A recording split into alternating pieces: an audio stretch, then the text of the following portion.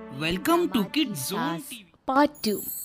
अब तक आपने सुना कि कावेरी जी अपनी तीनों बेटियों ईशा, मोहिनी और सुहाना की शादी 3 घर जमाई लड़कों के साथ करवा देती है। उन्हें लगता है कि ये लड़के शायद घर का कामकाज संभाल लेंगे, लेकिन उनके तीनों घर जमाई बहुत आलसी थे। वो नौकरी भी नहीं करते थे और बाहर का काम भी नहीं। कावेरी जी ने अपनी बेटियों से कहा कि वो प्रेगनेंसी का बहाना बनाकर अपने पतियों को सबक सिखाए। अब सुनिए आगे। मम्मी, आपने जैसा कहा था हमने वैसा ही किया, लेकिन देखिए ना, विवेक का हाल तो वैसा का वैसा ही है। घर में ना सुबह का नाश्ता बनता है और ना खाना। नौकरी पर जाने की बात करूं तो खाने को दौड़ते हैं मुझे। हाँ मम्मी, मैंने भी सुमित को कितनी बार कहा कि अगर नौकरी नहीं करनी तो कोई छोटी सी दुकान ही खोल लो। घर का खर्चा कैसे चलेगा? देखो दोपहर के 12 बजने आए और जनाब अभी तक सो रहे हैं। हाँ मम्मी, ईशा और सुहाना ठीक कहती हैं। अविनाश का भी यही हाल है। जब मैंने अपनी प्रेगनेंसी के बारे में कहा तो मुझसे कहने लगा, अरे दूसरी लड़कियां तो 9-9 महीने तक नौकरी करती है, बस डिलीवरी के टाइम छुट्टी लेती है। मोहिनी, तुम भी नौकरी करो। अब मुझे कहाँ नौकरी मिलेगी? मम्मी बताओ, अब मैं क्या करूँ? हे भगवान, क्या सोचकर घर जमाई दामाद लाई थी मैं कि मेरी बेटियां मेरे पास रहेंगी और खुश रहेंगी, लेकिन इन आलसी दामादों ने तो हमारी जिंदगी को भी प्रॉब्लम में डाल दिया है। मैं तो कहती हूँ मम्मी, हम लोग वापस अपनी जॉब पर जाना शुरू कर देते हैं।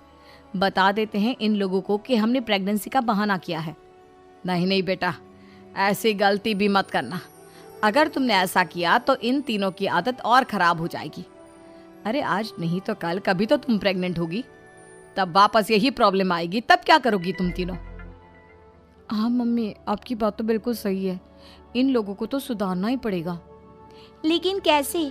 अपने बच्चों के आने की खबर सुनकर भी इन लोगों पर कोई असर नहीं हो रहा। पैसे कमाने के लिए घर से बाहर निकलना ही नहीं चाहते ये तीनों। अब मेरे दिमाग में एक प्लान आया है। तुम तीनों चिंता मत करो, उन तीनों को बुलाओ, फिर मैं बात करती हूँ। थोड़ी देर बाद कावेरी जी अपने तीनों दामादों को सामने बुलाकर अपनी बात कहना शुरू करती हैं। चैनल को सब्सक्राइब, बेल आइकॉन प्रेस।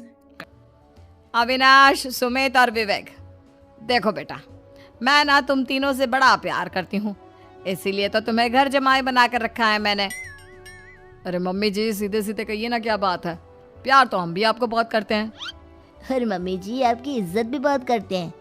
अरे भाई, आपके जैसी सास और कमाने वाली बीवी सबको मिलती है क्या? हाँ मम्मी, विवेक और सुमित ठीक कह रहे हैं। आपकी बेटी से शादी करके मेरी तो जिंदगी ही अच्छी हो गई है। जानती हूँ मैं, और ये भी जानती हूँ कि तुम तीनों अपने अपनी बीवियों से बहुत प्यार करते हो। बेटा, बात ऐसी है कि हमारे कुल गुरु ने कहा है कि प्रेग्नेंट होने के बाद मेरी तीनों बेटियां शुरू के 4 महीने हमारे गांव में जाकर रहेगी, जहां मेरे चाचा जी रहते हैं। अरे लेकिन क्यों मम्मी, गांव में जाकर रहने की क्या जरूरत है इन तीनों को? वो क्या है ना बेटा, हमारे परिवार को एक श्राप है। अगर मेरी बेटियों ने यहाँ पर बच्चा पैदा करने की कोशिश की तो उनके बच्चों को कुछ भी हो सकता है।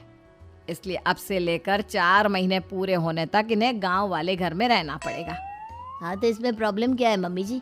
हम भी वहाँ जाकर रहेंगे, पिकनिक मनाएंगे। अरे भाई, बीवी जहाँ हम भी वहाँ।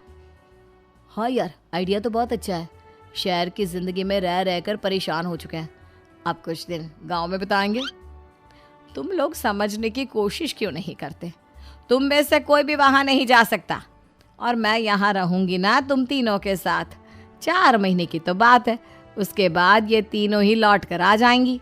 ठीक है मम्मी जी, अब हमारे बच्चों का सवाल है तो ये तो करना ही पड़ेगा। कावेरी अपनी तीनों बेटियों को कुछ दिन के लिए घर से बाहर कहीं दूसरे शहर में रहने के लिए भेज देती है। कुछ दिनों के बाद, अरे मम्मी जी, बहुत दिन से पिज्ज़ा नहीं खाया, मंगवाइए ना।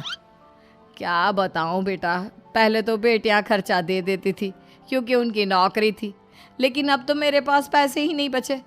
थोड़े बहुत पैसे हैं जो बच्चों की डिलीवरी में काम आएंगे।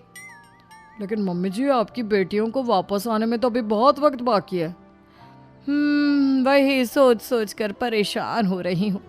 सोच रही हूँ कल से दूध भी बंद करवा देती हूँ। अब दूध वाले को देने के लिए पैसे भी तो नहीं है ना।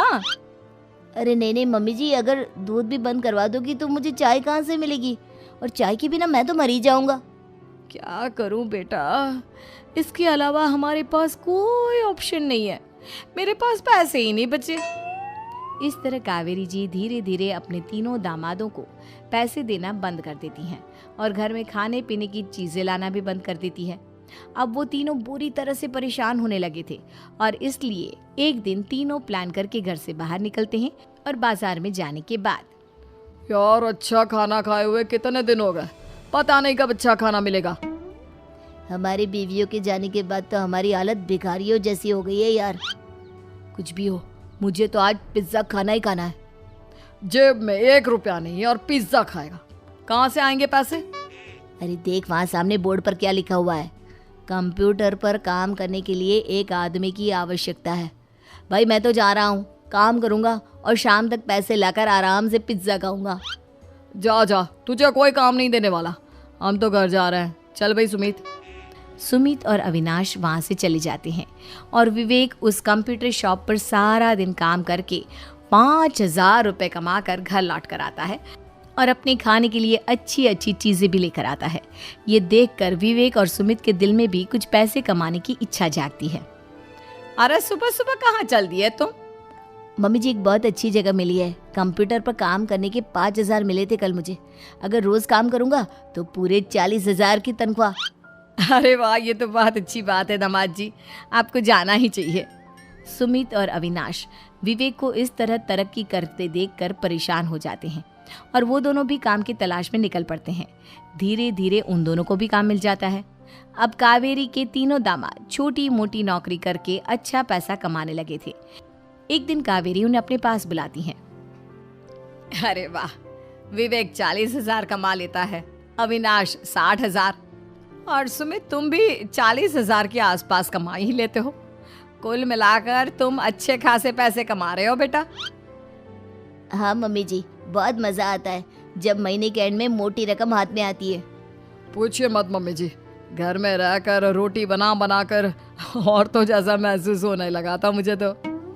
हाँ बेटा, तुम तीनों की बात तो बिल्कुल ठीक है और जानते हो अब तुम तीनों की पत्नियां भी वापस लौट कर आने वाली है।